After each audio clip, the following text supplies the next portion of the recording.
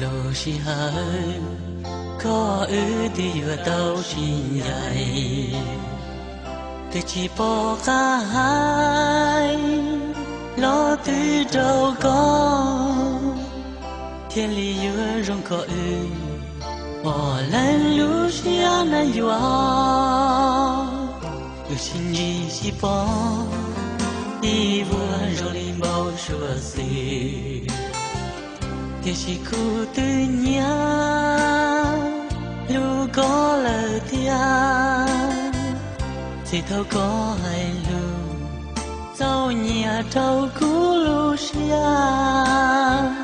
luôn có món thứ này rồi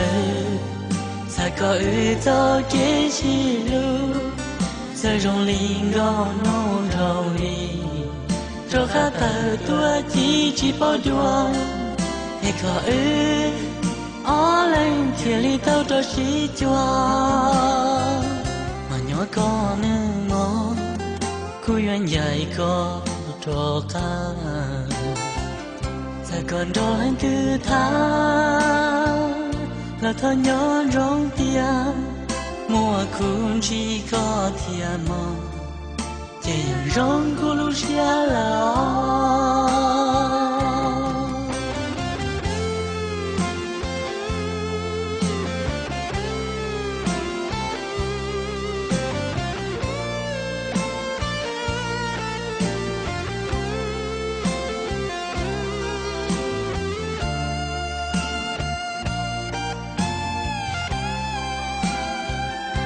có món thứ này rồi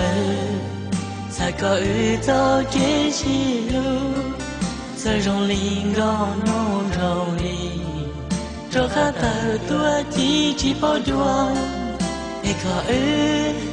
ó lên thì li tao cho xí chua mà nhỏ con nương mò cú duyên dài có trò ca sẽ còn đó lên thứ tha